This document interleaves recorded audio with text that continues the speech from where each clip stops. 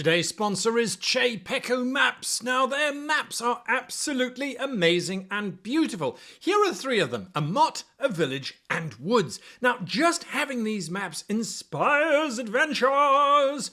The PCs, say for example, start in the village stables. Let's say something is eating the horses. Can they find out who? What kind of clues can they find? Well, maybe they find a single purple leaf left in a footprint. Now, that leaf leads them to the dark woods edge. Perhaps, there we go. So look, we've got the two maps and the woods, boom, full of monsters, full of creatures, giant creatures that feast on horses. I love it, I love it, I love it. And then how do we get them to the map? The giant creatures force the PCs to flee back to the motte because they rally and they start attacking the PCs. They're huge, they're giant, they're scary. We go into the motte, we go into the bailey, we have a valiant last stand with the PCs. Oh, all just from three maps that you get. Chepeco making beautiful maps on a monthly basis. Go find their Patreon and support them. The link for their Patreon is down below. Thanks for sponsoring today's episode, Chepeco. On with the show. This week, you're going to give your players something truly remarkable. A travel moment that's actually interesting. Hello and welcome to this week's episode of How to Be a Great Chief. My name is Guy, and you are here because you are an amazing GM yourself, and you just want to add some little bits and pieces to your toolbox so that your game is mind-blowing. Yes, that's right. You seem to be loving this series so far, so we're going to continue doing it until you say next. I don't know. I'm in a good mood. What can I say? It's a new year and all those kinds of wonderful things. All that positivity, etc., etc. Wilderness. So your characters are traveling. They're going somewhere. Now, I've done a couple of videos on making travel interesting and adding in things, adding in descriptions and all those kinds of wonderful things. Those are still valid. But what if you want to create a map? You've got some time on your hands, you're not doing anything particularly overly much, and you go, you know what, I want to make a map. I want to make a map that gets my players to go, oh, all right, we've got to think about this now. What are we doing? That's what you want. But you don't want to have to force them to go there. You want them just to naturally get there. So when we are designing a map, when we are building a map for a wilderness encounter, and let me tell you, there is never ever a problem with building a map for a wilderness encounter. You will always use that map sometime in the future, if not this week, sometime in the future, next week, the week after. Wilderness maps are always useful. So why not make sure that the map that you're building is actually going to be something that you do? Now, if you don't do maps, that's not a problem either. Theater of the mind requires as much mental construction as actually making a map. So with regards to our map, as we have seen with villages and with NPCs, when you add in a map, when you add in a locational event, you have to be aware of your pacing.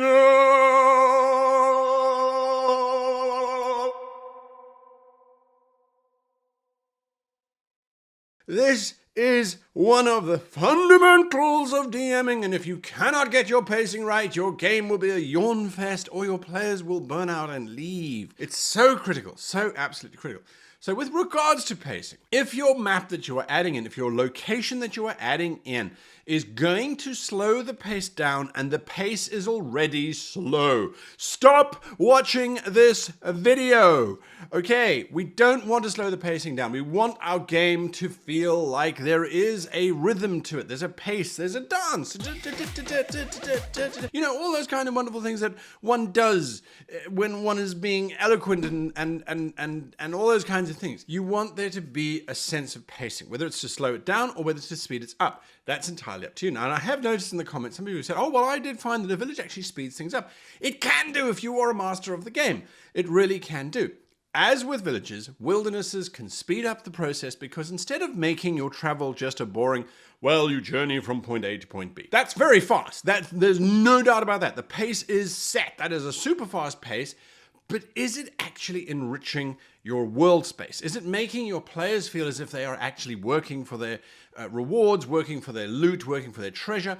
Or is it just lip service to get them to the next battle? If that's the case, if that's the type of game you're playing, just put them in arena. It'll be so much easier. And really, it will save even more time. The idea of adding in a wilderness is to create flavor, to create an enrichment, to make the world that the player characters are in feel real, and also to feel like it belongs there. Like this is just part of the actual adventure. A location, a wilderness location that you're going to add in. It could be an encounter with an NPC. It could be just a straight up skill challenge, right? I've done a whole bunch of short videos that you guys are going to see over the next couple of weeks. That's every Thursday they come out. All right, check out those shorts videos. I've done a whole bunch of shorts videos dealing with snow and ice and travel across these kind of places. There are some things that you can do in there. There's some wonderful traps that you can build, natural traps that your players can get through. It could be just a problem solving. They come across a broken cart and they have to try and fix the cart. Things along those lines. It could also be a combat. Combat slows things down. It might not feel like it, but it does. It slows down the pace of your game. Your players, they hit a combat, that's like hitting a giant sandbag where things slow down because it might take you an hour to work through the combat, but they haven't actually progressed in terms of narrative, right? So they've just had a combat. It's fun. Don't get me wrong, it can be fun, but if the pacing is slowing down, then that you need to be aware of where the pacing is slowing down and how to avoid it, etc. So we need to construct a wilderness map or space in our heads that is going to provide us with the maximum opportunity to on the fly choose what kind of scenario we're going to be having. Is it problem solving? Is it puzzle? Is it trap? Is it NPC encounter? Is it joyous? Is it sad? Is it a combat? To do that, we need to look at our 3 Ps: pain, pressure, and problem. And we need to decide, are we going to add in all of them? Are we going to add in none of them? Well, the actual answer is that we need to be able to give ourselves the ability to use any of those 3 at any point in time, not be restricted to one or the other. Why? Well, because previous encounters, whatever else is happening in your game, may already have had high pain issues. You know, the creatures are dealing lots of damage, they're being very dangerous, that kind of thing. So you don't want to repeat that in a wilderness encounter if you are making a random wilderness encounter to drop into your game. It could also be that they have faced a problem recently. The entire environment was flooding, so you don't want to have to go through that again.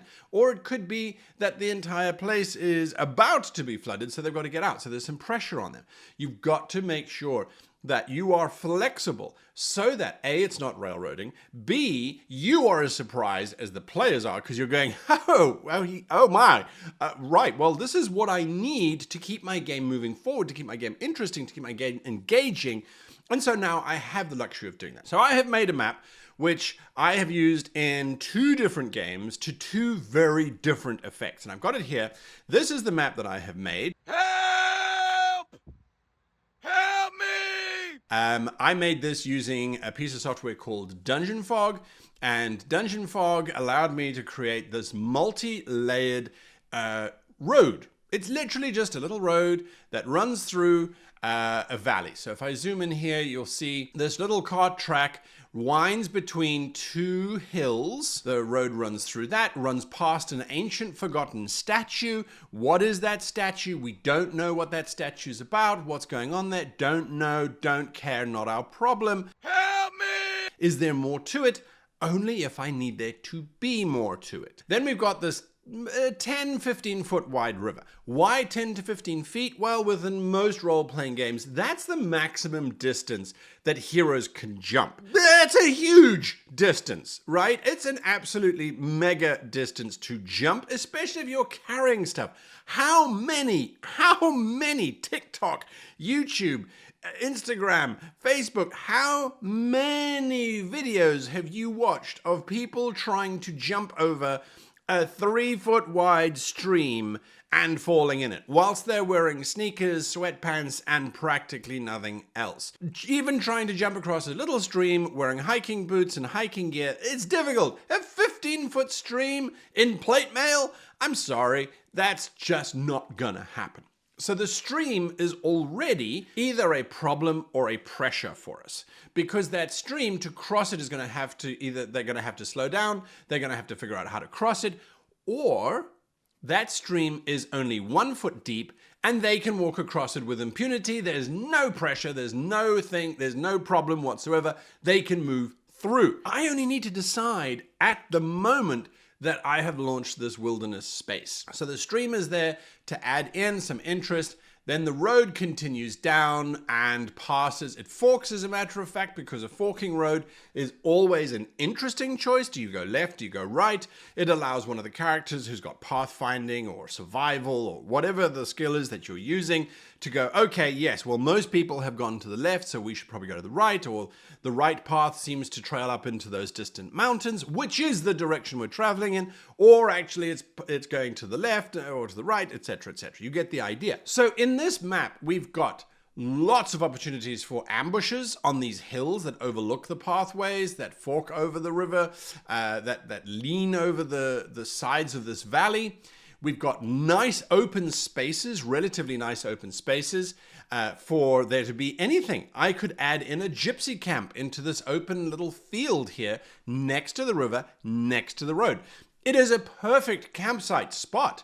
The river, if it's deep enough, means that monsters can't attack from the riverside. It means that monsters can't climb down those cliffs. If I make those cliffs higher than what they are, they're currently 10 or 15 feet, I think, on the map. And so the player character is going to get attacked from one angle, from the roadside, which they can see down. As an example, you've got your characters, they've decided they're going to go in a certain direction, and you go, right, great, I've got a wilderness map here. I've got different heights, which allows me to do different things.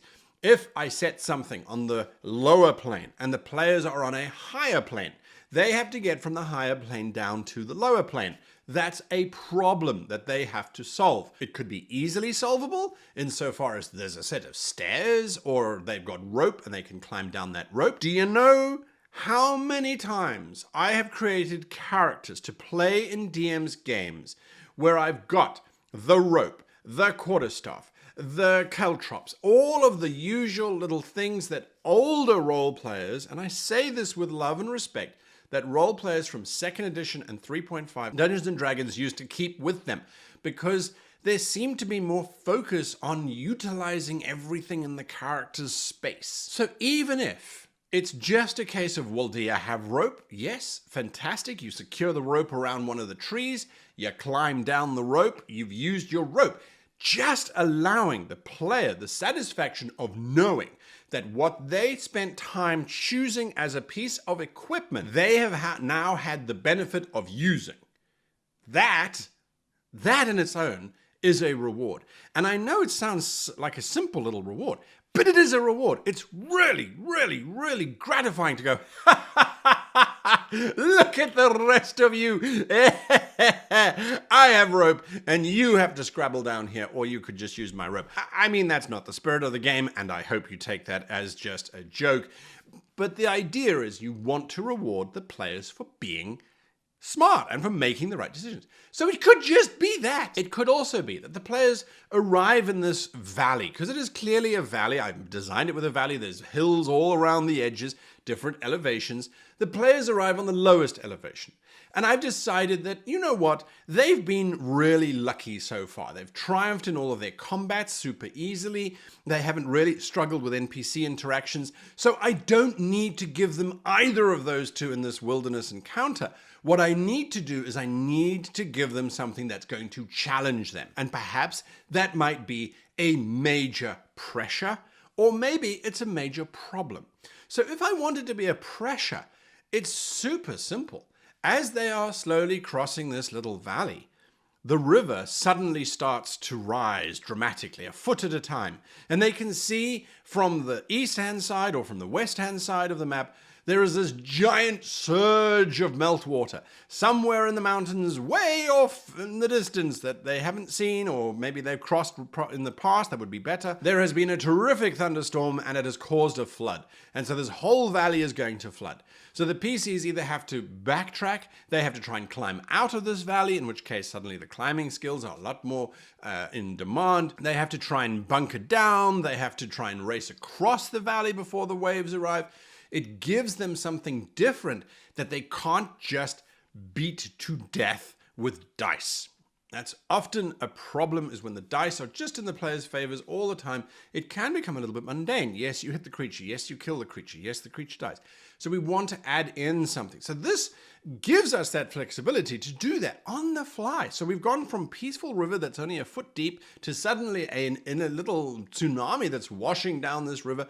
There are so many different things that we can do. And finally, of course, if we do want an encounter, maybe we want an encounter that's slightly different. And one of the ideas that I had, I think it was last year when I was walking through a wood, I came across a little stream. This is why exploring your own world is really useful. And I came up with the idea that the stream is ticklish. So what if this stream, as they get to it, what if this stream is not ticklish? What if this stream is aggressive?